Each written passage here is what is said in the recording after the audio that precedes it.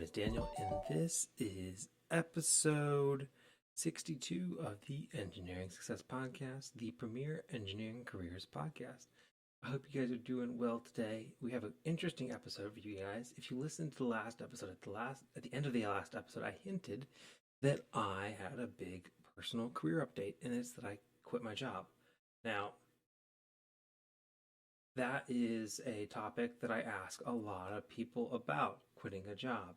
And I haven't had the opportunity to tell a story of my own yet, until now. So this is an episode basically talking about, I'm going to be interviewed by Luke Callahan, a regular guest of the podcast. And he's going to be interviewing me about the things I thought about and the process that I went to in making the decision to quit my job and take a new job. What kind of things did I think about? What things did I consider? What was important to me? And what kind of questions did I ask to make myself comfortable with taking a new job? I will say that I have had a wonderful career with my now former employer, and I'm really grateful for my time there. So this is definitely not an episode where I am bashing anybody or any companies. I have great feelings about all the companies that have been involved in this episode. You might hear some company names here, and remember that this is my opinion, my experience. It's not reflecting the opinions or the views of any of these employers, and I feel favorably about all of the people involved. So I hope you enjoy this episode as much as I enjoyed filming it. I guess before we get into the rest of the podcast, I need to give my shout outs to my top tier supporters. Shout out to John Ott and Leroy Jenkins. Thank you both so much for your support of the podcast. Your support enables me to pay for my website, www.engringsuccess.com, where you can view updates on all things engineering success. And if you want to contact me, you can contact me at daniel@engringsuccess.com. If you're interested in showing up on the podcast, you have a question for me, a topic you want me to talk about, or if you want to ask me more about what I went through when filming this episode of the podcast and going through my career transition, I'm happy to share more about that experience as well. Now, one of the things that about my career that you know about me is that I actually spent some time working out in the field. And if you know me from working out in the field or field work in general, you know that I have a habit of drinking too much coffee. Now, I'm a working dad. I work a traditional job during the day, and I have a daddy shift at night whenever my baby girl is having trouble sleeping. So it's natural for me to need some kind of pick-me-up during the day. Because let's face it, there's a lot of things in the world that are preventing us from being the most productive version of ourselves, and we could use whatever we can to try to be productive in the moment. That's why I was really excited when the folks at Magic Mind reached out to me to ask me to do their 7-day challenge for their mental performance shot, and I've continued taking Magic Mind since then. Magic Mind is a mental performance shot that gets you focused, mentally clear, motivated, and productive while reducing stress with mushroom nootropics and adaptogens, plus, yes, 100% of your daily vitamin C and D intake per bottle. Their formula is created with the input of a scientific advisory board, and each of their ingredients has been subjected to more than 200 scientific studies completed over more than the last 10 years.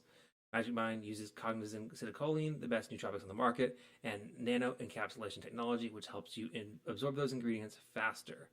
Now, obviously, there's no quick fixes in life, so I've been taking Magic Mind shots for now the last few weeks, and I've noticed that I haven't had the same urge to get over my caffeine crash with yet another cup of coffee. In fact, I've gone up to the coffee pot much less than drinking Magic Mind. I've been equally productive, but now I've gone from 7 to maybe 1 cups of coffee every day. And I've enjoyed the taste too. It's absolutely delicious, and it's probably because they use the highest grade organic ceremonial grade maca and mushrooms organically grown here in the US of A in California.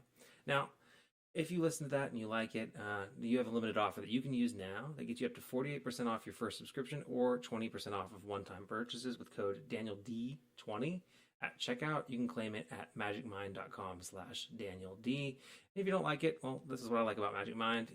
Let them know within 100 days and they'll refund you, no questions asked. You can also find them at your local Sprouts, Erewhon, and Central Market, but the best place to get this discount is at my link, magicmind.com/DanielD, and using my code DanielD20 at checkout. Well, again, this episode is sponsored by Magic Mind. Thank you, Magic Mind, for your support, and we'll get into the rest of the podcast right after this break. Hello, everybody. This is episode whatever of the Engineering Success Podcast. We don't know when we're going to publish this one yet, but we're doing something a little bit different. I got my buddy Luke, friend of the pod. Say hi, Luke. Hello. Yeah, and we're doing an in-person interview. Very cool. I got some microphones. You can't see Luke's because he's just so fancy pants and with his black shirt. He knew what color to wear. But the shoe's going to be on the other foot today. I say that I'm not wearing shoes currently, but the shoe is going to be on the other foot today. I am not going to be interviewing. I'm going to be getting interviewed. So, Luke, tell it what you're going to be doing today. Primarily just interviewing Daniel. He's got some life updates. Yeah. Maybe pick his brain on some things. Find it's a good opportunity to get some actual perspective, right? Yeah. So we talk about, making certain decisions and hypotheticals, and now we get the chance to say, hey, you went through it. Yeah. What was your experience? What kind of questions did you ask? What sort of things were you confronted with? So, yeah, stuff like that. Well, let's break it off, though, then. So in an earlier episode at the very end, I teased that I quit my job. I gave notice. I resigned from the employer that I interned with, and I worked with them for 5 years, and I absolutely loved working for them and great employer, but I did resign. And so I have a new job lined up, and Luke's going to ask me some questions about that process. So I won't take anything away from you. I'll let you ask the questions. I'm ready. Perfect. Well, I guess first question, are you excited? Do you think it's a good move? Yeah, man. I am so excited. I think it's a great move. When I look at my resume, I think that I've had some holes in my experience. I've worked on some projects, my degree is engineering, mechanical engineering, for those of you guys that don't know that. And I have not really worked as a mechanical engineer, much less on engineering projects, really. I have some project experience, and I've worked on EPC projects before, but this will be an opportunity for me to really dip my toes harder into engineering projects, which is just something it's so exciting for me. I'm excited for the office culture there. My office in Charlotte and my current employer, we do puzzles during the breaks. They do puzzles there too. So I walked in, I was like, my eyes lit. I was like, oh, we also do puzzles here? That's really exciting. So and I like the people that I've met that I'm going to work with. So it's something I'm going to be excited about. And there's a little bit more pay involved as well. So I'm excited about what that brings and how we can work towards some of our financial goals as well. So it's all exciting. Good. Well, let's go back all the way to the beginning. Yeah. Right. So before you started this process, I don't think you had any interest in transitioning away from Zachary, right? For the most part, you were happy. The money was kind of there. Yeah. You like the culture, you like the company. When did you kind of start to see that kind of like that glass break moment? It wasn't even whenever I started looking. Whenever I started looking, it was really as part of any employment relationship. You're always advocating for yourself, and I'm always advocating for myself to get promoted in title and promoted in compensation. That's just something that I'm always advocating for. And yeah, I'd say that Zachary has done a really good job. They've promoted me. They've given me a lot of promotions. They've given me financial promotions, title promotions. We were working on what my next one would be, and I was like, I'd like to get some data points on some maybe salaries that are reasonable for my experience and what titles that people think that my experience is attributable for. So I just kind of I didn't intensively apply for jobs, but I whenever I saw something on LinkedIn, or it's just LinkedIn, when I saw something that I thought was a fit, I was like, I'll just send it an application. And at first, I started out putting like some outrageous salary numbers, just numbers that I knew that weren't reasonable for me. And then I kind of started toning it back into what I actually thought I was worth. And sure enough, as soon as I applied for this job with HDR at a salary point that I thought that I was worth, I got a bite. And the conversation went from there. But even then, going to my first conversation with them, I was still, I'm comfortable here. I like Zachary. I'm in a great role. I'm in a great position. I have great opportunities for upward mobility. I've been promoted. I've been training and I'm learning. So it wasn't one of those things where I was like, oh, I'm running away from something. There was no singular moment that I was like, oh, I got to run away from this. But, I was just trying to get some data points. I'd been with the same company for 5 years, and it was time to at least see for the first time what I was worth. Yeah. I think you bring up a good point. So you mentioned, that kind of story was, hey, what is my market value? Yeah. Right. So like what would a company pay me if it wasn't Zachary? And I'm sure you're aware of kind of the idea that you should, some people preach the idea of switching companies every 2 or 3 years, and that's going to have the most, financial impact for your, your salary. What's kind of your take on that approach? How often do you think you should do it? When do you think should it be to the point where you're like, hey, I think I'm undervalued? Do you think it's just a good idea in general to kind of put some feelers out there and say, hey, what is somebody else that's my age, has my career experience, what are they worth? Am I getting underpaid? Yeah. Does this need to be a conversation, right? Yeah, well, I mean, I think it kind of just depends on, it's a cop-out answer, but it depends. It depends. I think everybody's circumstance is a little bit different. I think if you feel like you're underpaid, and there's ways to see that. You can look at BLS, Bureau of Labor Statistics data for your industry and your region. You can look at Indeed, Glassdoor. If you feel like you're underpaid and you have comps, and there's also Reddit salary surveys for engineers. If you're not familiar with that, just search Reddit salary survey for engineers and it'll pop up. But if you see that you are out of market, especially if you've been if you knew it from the beginning going in, or if you've been at the same employer for, I'd say 2-3 years, and you're not averaging more than a 5% increase, then at a minimum you should definitely be looking for that. But everybody's circumstance is different. You place different values on different things. Some company may not be giving you as much raises now, but you might be in a point in your career where you're getting a lot of experience, and you feel like that's the right place, and you're making enough money to live, and that's okay. Maybe still look, but that's whenever it comes into, okay, I've looked. Is this something that I would actually leave for? So let's go back to your original question. When should people be looking? I'd say, if you feel like you're underpaid, definitely be looking. And I'd say, I agree. If you haven't looked in 2 years, look. And if you haven't looked in 5 years, really look. And as for like changing employers, yeah, you are going to, in the short term, make more money whenever you hop from company to company, because they know they need to pay you more money to hire you. So as long as you're growing your skills along with that role progression, you're in a position where you believe you're ready for that next step up, and you're not getting it with your current employer, that's a good time to hop from one to another. You might do an up hop or a lateral hop, and then they promote you. There's just so much nuance to the situation. I wouldn't recommend a one size fits all approach to it.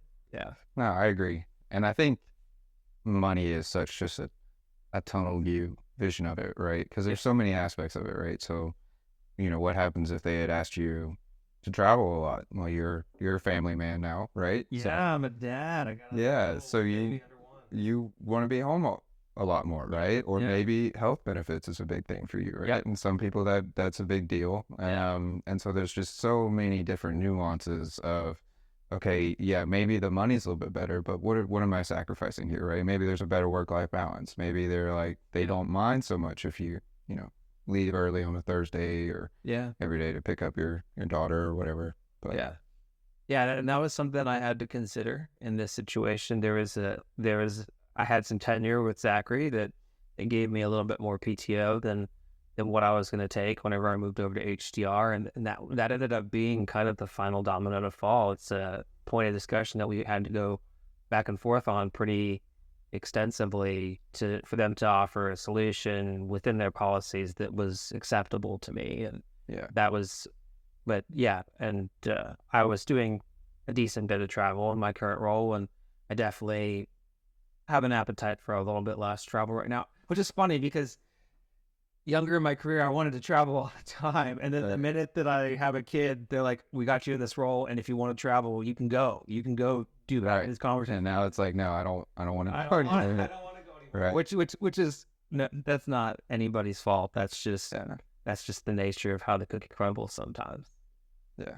Well, let's talk a little bit about that. So, as you mentioned, whenever you're kind of young in your career, there's not really a whole lot that you think about, right? So, whenever you get your first offer letter, primarily the only thing you really notice is the money, right? It's the salary. How much am I going to be making? Where am I going to be at, right? Is it affordable to live there, kind of thing? But as you get older, there are some things that kind of change and progress.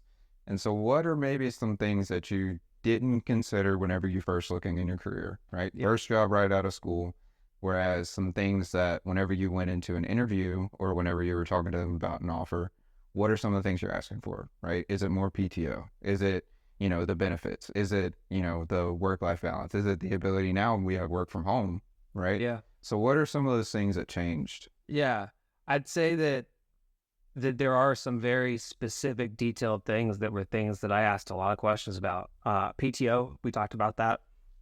That was a really big one. What's the PTO arrangement? For the first time, when I came out of college, I didn't care about healthcare at all because I was under 26. I was still on my parents' insurance. Right. So I busted out the Excel spreadsheets and I was going line by line and looking at what the cost out of pocket would be for my family, and it's pretty good. I'm really excited about my new healthcare program. Actually, it's I mean, not that I'm coming from a bad one, but I'm excited to move into a new, for the first time, get into a high deductible health plan and go into the HSA route. It is something that I thought about for the first time that actually makes sense, which is exciting for us. That's something I thought about. I spent a lot of time thinking about my commute, which was interesting. Yeah. Because I've done. I mean, I thought a little bit about my commute, and I picked where I lived in my first job relative to my commute. But this was interesting because I had a current commute and I'd have a new commute. And this new commute, I'm actually very excited to share that I'm actually going to be biking to work. So that's why it was something that I thought about. That close, yeah. 4 miles. I got myself an electric bike. I'm careful. I'm going to rock my high vis vest from the construction site, right? Just so that everybody sees me in the dusk light. But I thought about my commute more than I'd ever thought about it before, and I thought about the relationship with. I spent a lot of time asking questions about the team and how the team structure is, and I imagine I asked those questions as well, but. I'm in a situation where I'm already in a great team. I have the people I interface with. I know who I interface with. I like the people I work with. I go to work every day and I'm really excited to go to work every day. And I was like, okay, if I'm going to leave this situation where I work with phenomenal people that I absolutely love going to work every day, I better be going to a place where people like each other too.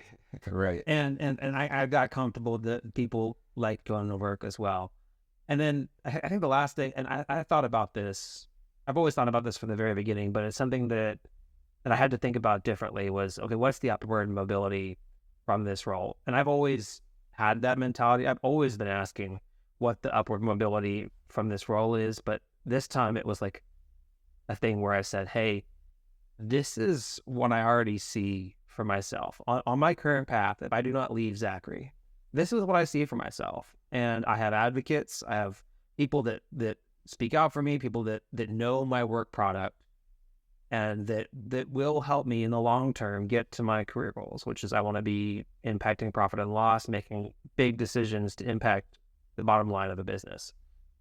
And I was upfront about that with the people at HDR. I was like, that is my long-term career aspiration. And I am in a position where I think I can get there. What is the programs that you have in place here that can also contribute to that goal? And then they were able to make me comfortable around that as well. But it was similar questions in the sense of, okay, what's the future look like? But it was more specific. Yeah, right. Which is more specific than it's ever been before, which was interesting. Yeah.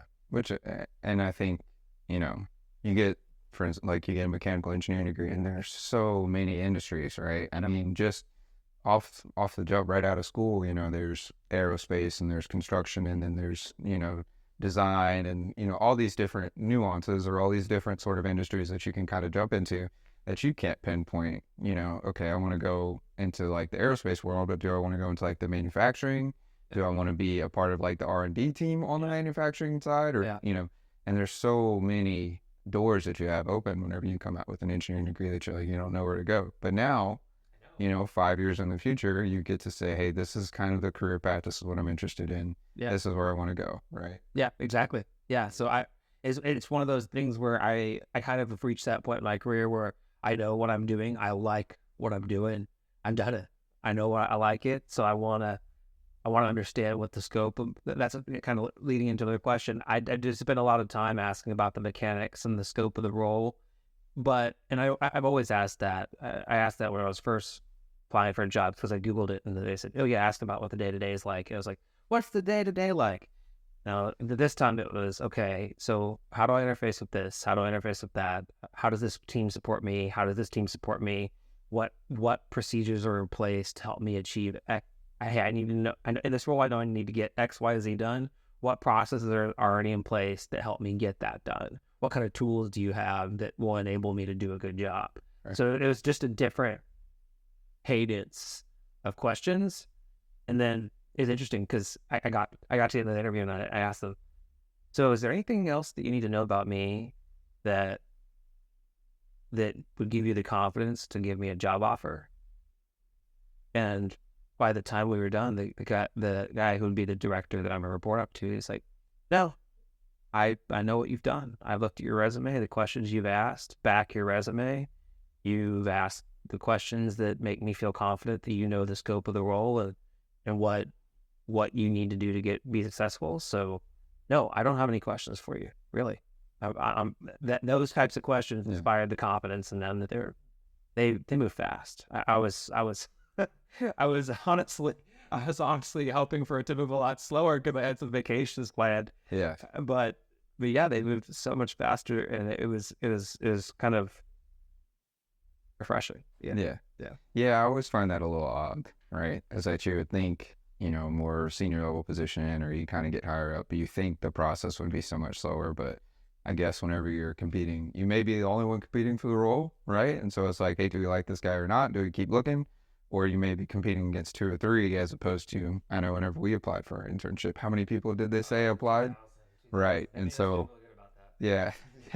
So you're picking 20 out of 2,000. And so you've got 2,000 people that you have to go through, right? Yeah. So, I'll chime in here real quick.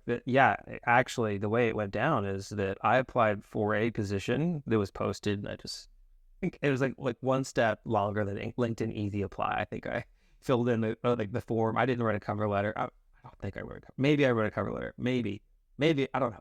But anyways, I plopped in my resume and I didn't fill it. I hardly filled out anything in this online form. It was super easy. They get back to me in a week. They say, hey, you're overqualified for the position you applied for, but we'd like to have coffee with you. Within a week of having coffee, they had a new requisition up for a new position. I was the first applicant to it, right. And they hired me. And I mean, they could have, honestly, they could have done that whole process in about 2 weeks. I was the reason why I was slowed down. So it was, they went from just me firing off a quick little, I'm at home sitting in bed, or off an application to 2 weeks later, next thing you know, I'm contemplating, oh my gosh, am I going to quit a job? Yeah. Yeah. Sometimes you got to be ready for that, right? Yeah, I was not. And I eventually got there. I got there, but it was like, oh, you may be wondering how I got myself in this situation. Yeah. An old, I guess, project manager of mine, he made a comment, which is somewhat relatable to a couple of different positions, but he said, if you're going to go in and negotiate for more money or whatever, and you're going to bargain your position, right? It's going to say, if you don't give it to me, I'm going to leave. Well, you better be ready to leave, right? Because they may say no. And so I guess it's kind of a similar situation, right? You applied, you have to have some expectation you might get it. So yeah. Let's talk about that other question, though. I think that you kind of still leading me into a question, and I'll ask it to myself. Did I bargain? Yeah, was there some negotiations, right? Was there some, did you, well, I guess, we'll get a little bit more detailed. So what was that process as far as negotiating with both your, I guess, your future employer, right? As well as your current employer, right? So maybe you went to your current employer before you started looking and you said, hey, I'm wanting more money. I think I'm below market value, my salary or whatever. Yeah. Then maybe you started looking and then you get an offer and then you kind of, do you go back to your current employer and say, hey, I was given an offer. I'd like to give you the chance to, kind of negotiate our terms or move the process along. Maybe you're in the kind of the midst of a promotion or something and you give them the chance, or maybe none of that happened. So like, what was your, situation? Yeah. So I started the process with my current employer about 8 months ago. Okay. So I switched into a new role. I kept my title and I was just kept at the same level, but I did change my responsibilities. And I kind of communicated, hey, I understand if this is not going to be a thing that I'm going to get promoted out of now. I really need to be I need to be aware that what my timeline is, what my progression is from here. And I was told, hey, we'll come back 6 months and then we'll talk again and see where we're at. So let the 6 months pass and I checked back in and we were kind of in the same spot. And I was like, okay, that's fine. Again, I've been promoted pretty regularly in my career. I've changed roles, responsibilities, and I'm making good money. I'm making enough money to support a family of 3 in a medium cost of living city, and we live comfortably. So not urgent. But the one thing I made pretty clear is that I need to know what the next thing is, though. I want to work towards a promotion to the next level of whatever. At all times, I want to know that from my position, there is a next position. At least at this stage of my career, there is a next position, because I'm not at a position where I want to be terminal in my career. I don't want to be in the spot that's my final spot.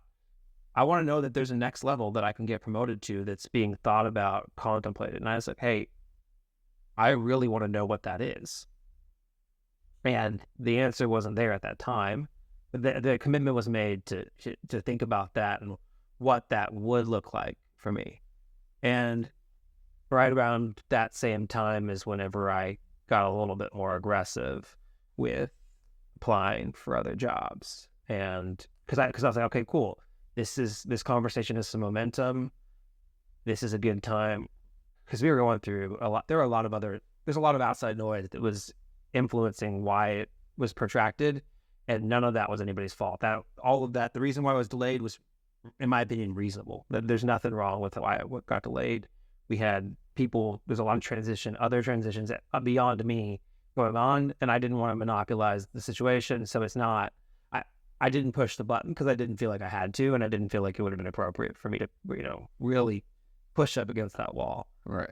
But, I made it clear that, hey, I do want to know what's next. And I want to know what the next, if there's a job classification that I can get promoted to next, what that title is, what the description is. I want to see that description so I can work towards achieving that. So that way then you and I can go hat in hand to the powers that be and say, hey, Daniel has gotten from here to here. We're ready to promote him here. And so that was really what I put into place a few months ago. And, a month or so passes, I get this offer. And then I'll be honest, the way that conversation went is it just, I could have then taken that and let the current employer know that I was doing that. But I still didn't know how I felt about this other company. This other offer, this other team. I just didn't know how I felt about it. And I did not want to be in a situation where I was starting that I just had some shaky transitions in the past before, and where my feelings and other people's feelings had gotten, at least in my view, hurt. But turns out in the grand scheme of things, it wasn't a big deal. I just didn't want to upset the apple carton unless I really knew that I was going to upset the apple carton. Right. And then I got to the point where I got an offer, and I was really pleased with the offer. And I'll be honest, I got to the point where I negotiated around PTO and that kind of stuff. But I got to the point where I was like, yeah, I'm going to take this offer. And I got myself, at that point, I convinced myself that I was going to leave. And at that point, there really wasn't anything that Zachary was going to do that they could offer that would get me to stay. All right. So at that point, I didn't give them a chance to counter, actually, and I did it out of respect for the time of the people involved, because I didn't want to be in a situation where they gave me a counter. And the reality is that Zachary could have and probably would have given me a counter that wouldn't have been good enough for me to stay in terms of role, title, responsibilities. It would have taken a lot of people, a lot of energy to make that happen. And even then, I probably still would have left. Yeah. And I just didn't want, these are the people that would have been involved in making that happen for me. I respect them. I care about them. I care about their time. I know they have a lot of other things going on right now. I did not want to be the person that exercised them and then left anyways. I feel like that would have just made the break even harder than it already was. And I know that a lot of people are like, well, at least give your employer the opportunity to counter. And I get it. And that, in many instances, I think that is the respectful thing to do if you really would like to stay. And for there's 90 out of 100 reasons in my body why I want to stay. I love Zach. I cried when they wrote my 2-week notice. But I had gotten to the point where I had made it up in my mind that I was going to go. And I didn't want to put myself in a situation where it made that process even harder for myself and other people. So Right. I didn't ask for a return offer. My boss even said, hey, so what if we were to match? He asked me this. He said, this is a great question. And I think it's so thoughtful for him to ask it. And he explained why he asked it afterwards. Like, what if we were to match? Would you still go? And I said, I love it here. And I love the people I work with. But yeah, I'd still go. And he said, well, that is the right decision for you. Yeah. And I'm really happy for it. And that's what I needed to hear in that moment. And I was so anxious, nervous about what it would be like to go in to give my notice. And that was just such a calming, settling conversation. And I'm really grateful that Right. I lost it. That's good. And I mean, I think that's indicative that you work with a good team. Yeah. Right. Great. So Amazing team. maybe a bad boss or poor employer, they would have said, well, it doesn't really fit our timeline, you leaving right now. So, we're going to make this process harder for you, or we're going to do things that are going to slow you down, as opposed to saying, hey, he's making a decision for himself. Yeah. It's a good step in the right direction, or it's a step on his path to continue his career growth, and it's what's best for him. So Yeah. we're going to support him. Yeah. And sometimes you don't always get that. So it's good that you did. So this was the first time, like outside of maybe like a high school job or a job that you had in college or something like that, right? I think they're aware that it's going to end. They know.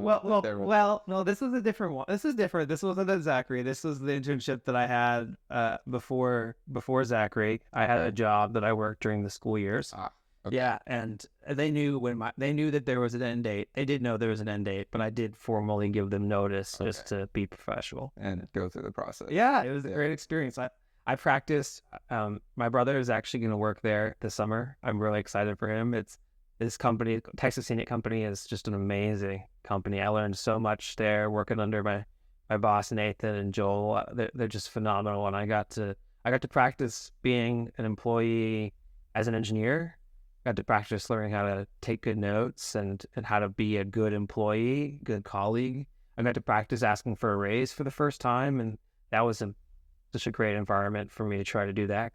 The second year that I worked for them, I got to practice getting noticed. It was just such a great job for me, and I learned so much about how to be a professional engineer there. So I have given notice before. But yes, you're right. This is the first time, as a real deal professional, I had to give notice. Yeah, and sometimes it's a little nerve-wracking. Yeah, right. Change is always kind of nerve-wracking because you're aware of your current situation. You're happy in your current situation. kind of taking a gamble, right? Because like they may just put up kind of smoke and mirrors and make it seem like the company you're going to work for is great and that it's everything you want it to be, and they're, you know, giving you a big salary bump and all these benefits and all these things that you want to hear, right? And then you kind of get there and then it's draining and exhausting, and then all of a sudden you have all these extra responsibilities. So sometimes it's a little nerve-wracking. Yeah. But what was that, I guess, you know, how do you prepare yourself for that? How do you prepare yourself, you know, for that conversation with your boss that's, hey, you know, I'm putting in my 2 weeks notice. What are maybe some things you need to say, or maybe some conversations that you can expect, right? Like you just kind of mentioned. And what are some things that you can just do to kind of mentally prepare yourself? Because it is anxious, right? It is, kind of a big moment. So what are some things? So I think that one of the things that can make that go easier is you could be thoughtful about the people, because again, I care about the people I work with. So I already take notes and I keep track of my responsibilities, but I actually kind of took some effort to expand that, to create a handover document that was really, basically I created README files in every single one of my working folders that explained, hey, what my work process is, where we're at in this process, and how we got there, and what we considered and what we hadn't considered. I centralized all of these notes into one Excel spreadsheet where you can see when we started this, what our deadline is, who my stakeholders are, who my teammates are, where the files are, and just detailed notes of how we had gotten to where we're gotten and how close we were going to finish on everything. So that was starting that conversation by telling the boss that I have this. That was probably relieving for him. And that was the prep that I did. The other prep I did was I was very thoughtful around my start date with my new employer, and picking a start date that I knew aligned really well with some major deadlines that I was going to complete. So I am in line to finish 2 major year-long efforts that I've been working on, and they're going to be done, completed, dusted right before I leave. And that was something that I emphasized as well whenever I was giving notice is, hey, these things, they should not be on your plate. And these are things that nobody else on my team really has any awareness of. So it was good to be thoughtful in that manner. And then whenever I got into the actual conversation, I practiced. When it comes to the actual conversation, I practiced. I had some conversations with other friends that have given notice before, and I reflected on some words that my boss had given me in the past. Like he had told me that, you know, companies come and go, but your family is the most important thing. Always make the right decision for your family. He said that a long time ago whenever he was giving me random advice. And I was like, I remember that. I'm going to remember that. And it's great advice, the kind of advice that any manager should give their employees to make them feel empowered to make the best decisions for themselves and their family. I remembered that. And I also remembered that my boss is a very straightforward person. So when we started the conversation, I just said, I've taken a new job. I've got a new job offer. I'm going to take it. And this is, please consider this notice of my resignation. And that, it was, I got a new job offer. I'm going to take it. Please consider this the notice of my resignation.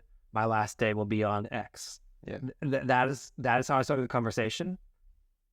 I let him kind of take it in on his face, which, it's a shocking thing for any boss. And we had been talking about how we both had kind of a rough week leading up to that. I was like, hey, I'm sorry, but I'm not going to make your week any better. And then I said those things, and then I said, I'm going to take it in. And then I explained, this is not any reflection of how I feel about the company, about how I feel about you, or the job you've done. I love my job. I love what I do. I feel like, the company has done right by me. I just need to grow in certain areas, and I think that this role will allow me to do that. And they also offered me some compensation that I am really in favor of. And that was kind of it. And then we had a longer conversation after that. But really, I think the biggest thing is don't beat around the bush. If you start beating around the bush, they know it's coming. So just rip the Band-Aid off. Let it sit in. If you are thankful, let them know. If you're vindictive, maybe don't let them know. But just tell them what you did appreciate, what you did care about, and then let the conversation go from there. Yeah. Well, it's not really a situation that you want to kind of that you can ease them into it without it becoming awkward, right? Yeah. So it's like, what would you do to kind of create that situation, right? Would you just kind of start having poor work performance? Would that be No, you I don't think you ease them into it at all. I mean, yeah. it was a So, shock. It was a shock for everybody involved. I mean, I bleed green. Everybody knows that I'm gung ho for Zachary, and right. I still am a massive advocate for Zachary. Zachary's a phenomenal company, doing some of the most impactful projects in America, and that is a really cool thing to be a part of. And I got to be a big part of that. And I'm always going to be an advocate for Zachary, but I had to rip the Band-Aid off. It was everybody was shocked, but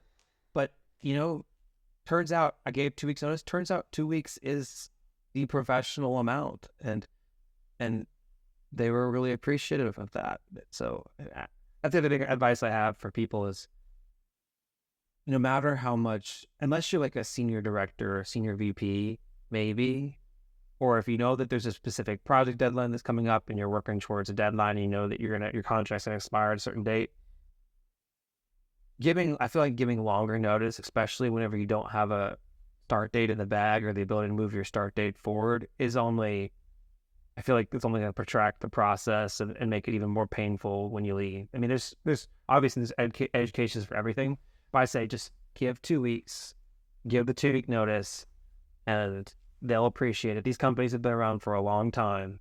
They have survived turnover before. For the most part, most of us are not that important. People tell me I'm important, and I've been told I'm important my whole life, but I'm not that important. They're going to be just fine moving on and handling that transition. They've had to do it many times. So just give the 2 weeks. That's what I did, and I ripped the Band-Aid off. I just said, hey, out of nowhere, I'm resigning. 2 weeks notice.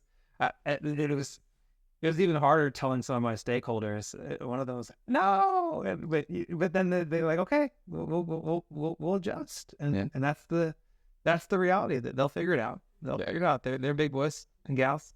And I think, especially in your industry and in your environment, leaving it ambiguous and leaving that door open to say, well, this is my 2 weeks, but if you need me to stay around longer, I will, right? Because then you just kind of get pulled back in, and then it's like, well, can you help us out do this thing, right? Can you take care of this one last thing for us? Can you do this? Can you do that? And then, you obviously work with people outside of Zachary, your stakeholders and other clients and whatever the deal is. And so now it's like, well, now you're too intertwined. And so now it's really hard to kind of pull yourself and untangle yourself from that. Yeah. And so, I agree. I think, it's best to just rip the Band-Aid off. You don't want to kind of beat around the bush or do anything that's going to try and ease them into that process. Just go ahead, rip the Band-Aid off, and then just say, hey, after 2 weeks, I'm going to be done. So maybe make a list. What things do I need to close out prior to leaving? What things do I need to review with somebody else? Yeah. Whatever that process may be. Exactly. And that's what I did.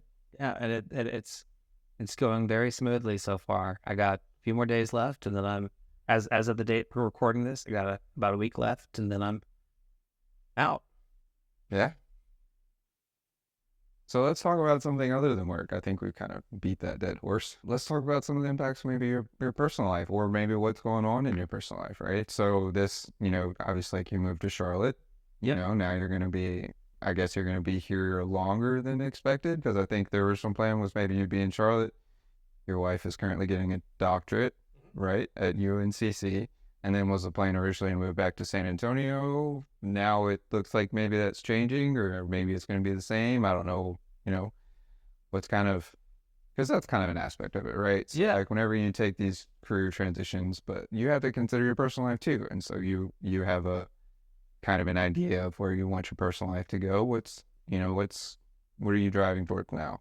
Well, we've really liked Charlotte ever since we moved here, and this move definitely could potentially lock us into Charlotte a little bit more, which is something that we did consider whenever we made this move. I mean, then there are nuances of whenever Maddie gets out of her doctorate program about where she can get tenure track positions. We'll have to, if she wants to go that route, we'll kind of see, or if she wants to stay at home for another year for another kid, I don't know. We'll have to kind of cross that bridge whenever we get closer to it. But yeah, we're definitely operating at this point like we're trying to get settled in Charlotte. We go to church here in town that we love, and we're making friends through that. I got my buddy Luke that lives here in Charlotte that I enjoy hanging out with. Whenever around. Yeah, which is never. And then my buddy John, and shout out John and Britt, also here in Charlotte. That not the church, but yeah, no, we're having a good time. We have some friends coming into town. We're going to go out to the Smokies for Memorial Day weekend. Pretty excited about that. It's all good developments, man. It's gonna be really good. We're loving it, and it's really fun watching my kid grow older. Yeah. She's almost walking as of now, and she's babbling like crazy, crawling all over the place. I mean, dude, she's like a speed demon. You turn your head for 1 second, She's gone, right? She's halfway across the room, and she's climbing up on something. So yeah, it's been good. Yeah. Well, now that you've been here for a while, I'd like your take on kind of your experience. So whenever, I know obviously like you had Maddie with you, but you were diehard Texan, right? Yeah. Grew up in Dallas, Fort Worth, then you interned in San Antonio, then you moved and lived in San Antonio for a little while, which isn't very far from Dallas, right? So you could potentially make a weekend trip to your parents or to Dallas if you wanted to. Then you moved to New Orleans. Yep. Right? But you were busy with work, and I don't know if you had much of an opportunity to really get meshed in with the community and then with the environment. Decent enough. I had a lot of work, but we live in a really walkable part of town, so we have to see a lot of it. But yeah, Charlotte. Yeah. Yeah. And so now you moved to Charlotte, right? So you don't really know anybody here, and now you've, of course, the people that you originally worked with, they're from here or whatever, but now you're kind of transitioning into, a new workplace. So how do you go about, kind of getting involved and not feeling like you've moved here and now you're isolated, right? Now you're away from everybody. Now you're away from your old friends. How do you get involved and, create a new community, if you will? Well, I think you look to your passions, and you're trying to find communities of people that share those passions. So for us, our faith is important to us, and finding a faith community that aligns with our beliefs was really important to us, and we found one. And good thing is that community does a really good job of also trying to connect the people in the community. So we're part of a young adults group within our church community that gets together on a monthly basis, and we've also made some closer friends within that group that we want to hang out one-on-one with, which is just fun. And so that's one way that we've immersed ourselves, and then also just remembering to get out of the house. And so we've been asking our coworkers, friends, colleagues, people in the mommy groups in town for advice on day trips and to do in and around town. So last weekend for Mother's Day, we went to a farm. We've also heard that there's some places nearby we can go strawberry picking. So just kind of identifying with the community and just interacting with strangers. Yeah. It makes you feel a lot less isolated when you get to interact with strangers. And then, I was going to say something else. And then also making time, to go back and visit family. So we budgeted line items in our budget for the dog sitters and the flights. So we're going back to see our family at least once every few months. That's good. Yeah. So we're keeping our connect, or at least they're coming to us. We're going back. We're keeping that connection. We're going back to Texas for baby E's birthday, which is gonna be fun. And so we're keeping the connection to the past, but also immersing ourselves and hitting it on both ends with trying to avoid the isolation. Also, props to Maddie. Maddie's done a great job. She's joined multiple mother groups that she goes out and on a weekly basis gets that socialization, so she's not isolated just between school and work. She also gets to go hang out with the other moms and other babies, which is good. And we've met other families through that as well. So we're working really hard, being very intentional about trying to not be isolated. Yeah, which I think nowadays is a little challenging, right? Yeah. Because first, there's so many avenues that you can use just to kind of plug back in with people that are far away, which, I mean, it's good, right? But at the same time, it's like, okay, it keeps kind of pulling you back. But I think, engineers are kind of naturally introverted a lot of times. And so sometimes it's hard for you to, go try a new gym, go try a new church. Yeah. And have to sit there with people that you don't know. Yeah. And all of them, of course, they're all going to be very friendly and welcoming, but Yeah. sometimes it's just a little nerve-wracking. So it's kind of like, how's the best way to do that? Yeah. Yeah. And so, for example, my brother, he's going to go to San Antonio this summer, and I'm trying to think of different ways that if I were to give him advice on how to feel connected that summer, because it's a city that he doesn't really have any of his own friends in. I've connected him to my friends, but if I were to give him advice, I'd say, hey, what do you enjoy? Do you enjoy running? Go run. Do you enjoy playing? If you enjoyed playing tabletop games, go play D&D with people at the card shop. If you enjoy working out, go to the gym. Go to a gym that has group classes or something like that. Go on dates. Hop on Tinder or Hinge or whatever. Go on, talk to people in the community. Go on dates. Go do fun things. Go do different events around town with other people, with people with strangers, with people you want to get to know. You never know what will come out of that. So that's the advice I'd give to him. If you're single, go on dates. If you're not single, then go on double dates. But that's a good way to explore people and keep a good pulse on what kind of events, whether it be cultural events, community events that are going on that are free, and just show up and meet people. But I sympathize with anybody that's just moving to a new city by themselves. That's hard. I haven't had to do that, so I sympathize with people in that. Yeah, it is a little bit difficult, I know, because yeah, I did, but you just kind of got to get plugged in, I guess, right? So, but find those things that you're interested in, because a lot of times if you are doing things that you're interested in, right? So say you're a big football fan, a lot of football fans will probably have other similarities or other interests that you also share with them. Maybe they're active, maybe they come from an athletic background. Okay, so maybe they're either in the gym or they like to hike, and then, you meet their friends, and then their friends do all these things, and then you can go out and be social, right? So just taking that step and going out and being adventurous. Yeah, and that's something that just comes along with taking that new job and having a plan in a way that a lot of people have to move for these new jobs, and having a plan in a way to get yourself comfortable with dealing with that aspect of the change will then help make those other parts of the transition easier for you as well. So it's a good thing to think about, and I appreciate you asking about it. Yeah, of course.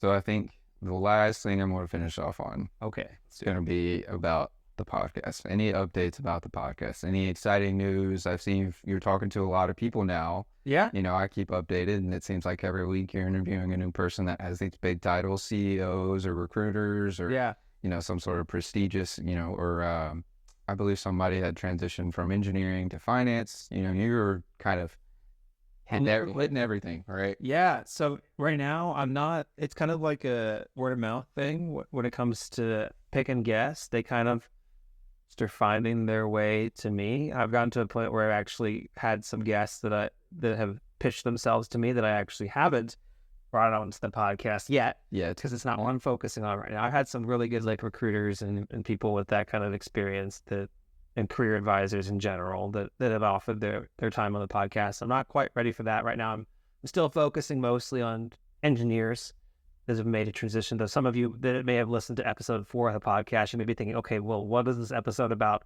A guy that got an accounting master's? Yeah, okay. I didn't know what I was doing back then, right? All right, but now I know. Or the guy that got into med school. Sorry, Ryan, Dylan.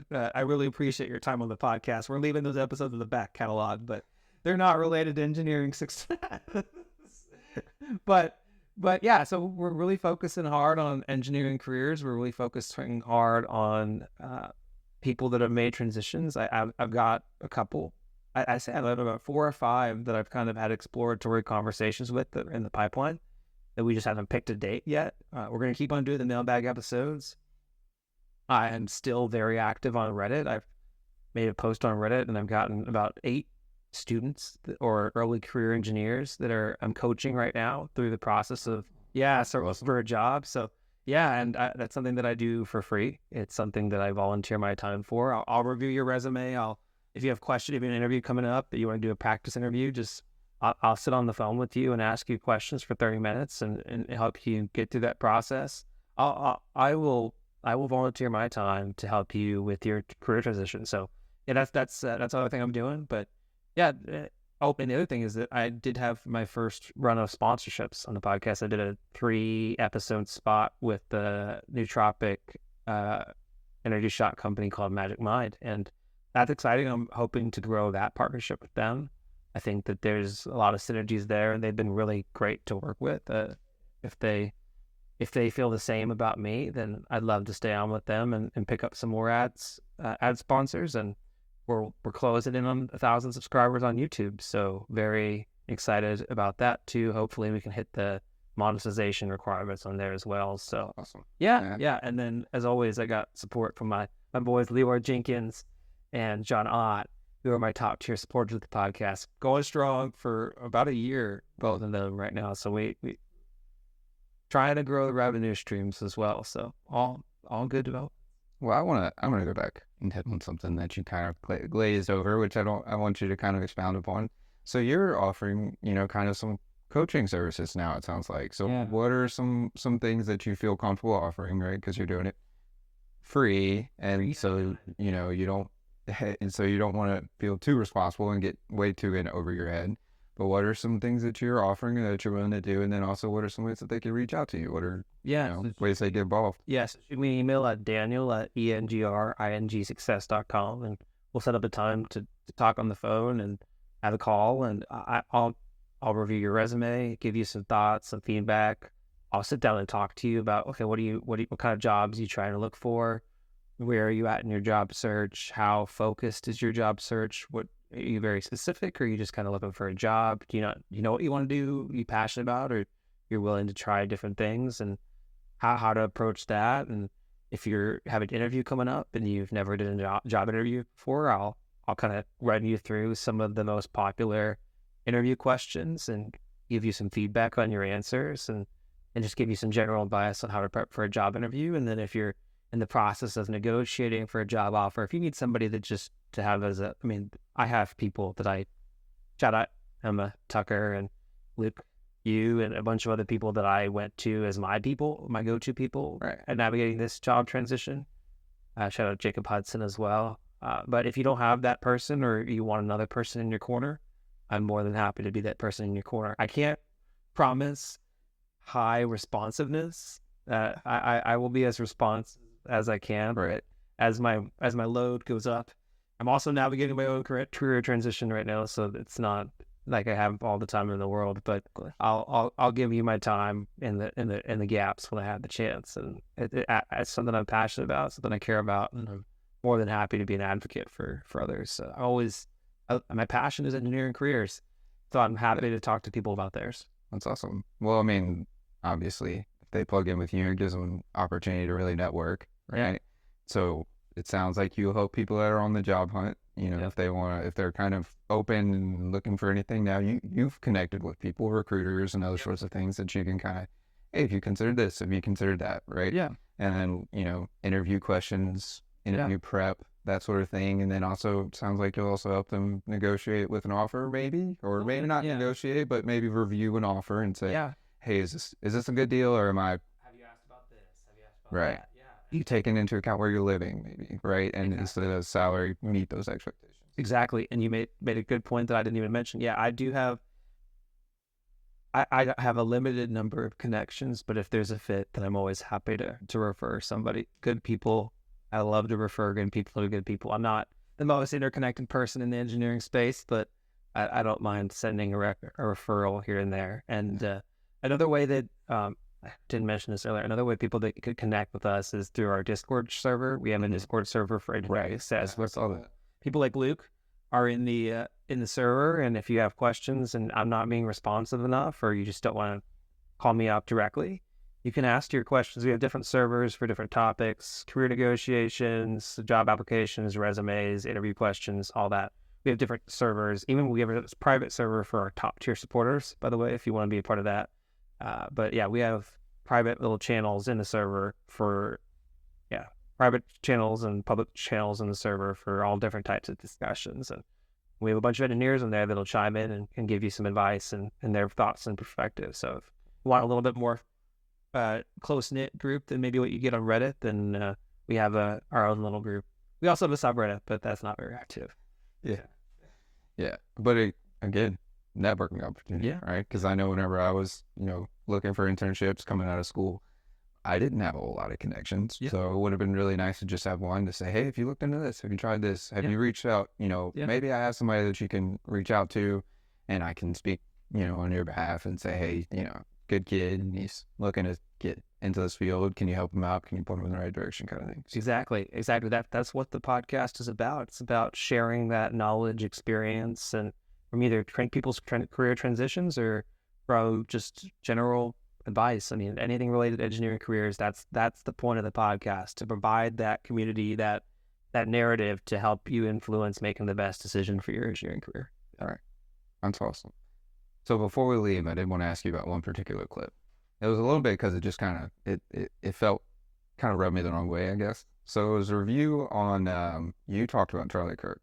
Yeah. So he made a comment Yeah. that you can get an engineering degree in 18 months. Yeah. And I guess the clip that I watched, you didn't really talk about it a whole lot. So I want your honest opinion. If you go back, and you obviously you have the hindsight, right? Yeah. I don't think Charlie Kirk has an engineering degree. No. He may. I don't think he even has a college degree. Okay, yeah. So I think he has a little bit of a bad perspective. College degree, but I don't know. But yeah, so you watched the clip. That means you didn't watch the whole episode. I gave my opinion. So this is the gotcha question. This is the gotcha question. Okay, my opinion is no. I don't think that you can get the full engineering degree in 18 months. I think that you can get an engineering technician degree. I think you can get a very pointed engineering adjacent education, and you can do a lot of really good things with that. But I think the whole purpose of engineering school is to teach you how to think, teach you how to solve problems. Engineering school is not about just learning things and memorizing things. Engineering school is about learning how to giving yourself the tools to be an engineer. The one thing that really frustrated me about Charlie's statement was that he said, well, I mean, how many of those things do you actually use, that you learn? And I'm going to tell you right now, engineering school versus your job, 90% of the stuff you learn in engineering school, you're not going to use. But that's the point. That is the point. It gives you that foundation to then be an engineer. And there's a reason why ABET accreditation exists. There's a reason why we have professional engineering licensure and all these things in place, because what you can do as an engineer is really damn important. All right. People's lives are at stake. And there's entire teams of people that have a lot more education and knowledge about the engineering profession as a whole. They set up the ABET standards. They set up the accreditation. They set up the licensure requirements. I'm going to go with those people over Charlie. Now, would I agree that colleges have taken the fact that the government has subsidized student loans and ran with that and gotten more expensive, making a lot more amenities in school and trying to do a lot of other things to help people be more holistic people? I'd say yeah. And is that a good thing? Is it a bad thing? I'm not going to speak on a college and trying to make people better people from all aspects. I think that's a good aspirational goal.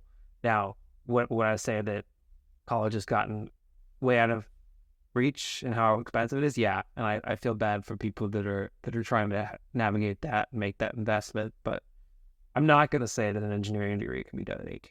No, I don't think so. Yeah. What's your thought? Oh, I don't think so. And I mean, so kind of going back to what you said, right? So there are maybe 90% of what you learn you won't use actually in the field, right? But again, like we said, so you come out of school with an engineering degree, you open so many avenues, right? You open so many doors, right? And so I know, for instance, there used to be at LSU, they offered a very, very specific kind of engineering. It was called petrochemical engineering or petroleum engineering, right? Well, that kind of pinpointed you to, okay, if I get this degree, essentially all I can work for is an oil and gas company, right? Or at a refinery or something like that. Well, what happened whenever, gas prices went, and then suddenly that industry, now you have a degree that's very niche and very catered towards that, industry, and now you can't get jobs. I feel like that would be the only way that you could, potentially get out of this like kind of 4-year expansive degree and kind of shorten it up to maybe 3 years or 2 years or something like that, it would have to be very, very specific, but that's kind of the downside. Yeah, you're right. Versatility is kind of one of the inbuilt positives of the engineering degree. Yeah. And I'll tell you this, like, I took a class called engineering economics, or contained engineering economics, and people are like, what? That's not engineering design. That's not important. And some of the people in my engineering economics class, they thought it was stupid. They hated it. I'll tell you this. It was the last year of my career. It has been the most valuable class to my doing amortization, interest rates. We've been negotiating, trying to understand our rates and negotiating rate increases, understanding how the labor market's going to move. And that has been the focus of my job for the last year. So it turned out to be really important. So, and there's so many things, I feel like. I mean, I know it happens a lot in construction, right? Yeah. So I have a mechanical engineering background. Yeah. So primarily if, it's, some sort of pipe, fluid flow, some sort of heat analysis, something like that. That's kind of my background knowledge. Nice.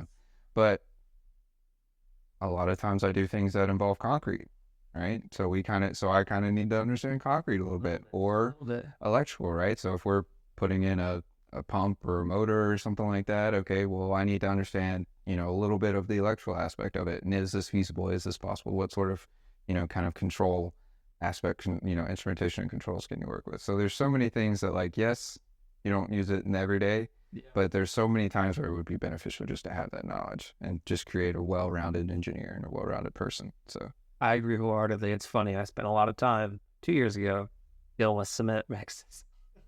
I'm a mechanical engineer too, so you never know. Yeah. So, but, well, I guess I need to go back, watch that whole episode, get your whole take on it. Yeah. Wow. We heard it here first. Luke Callahan.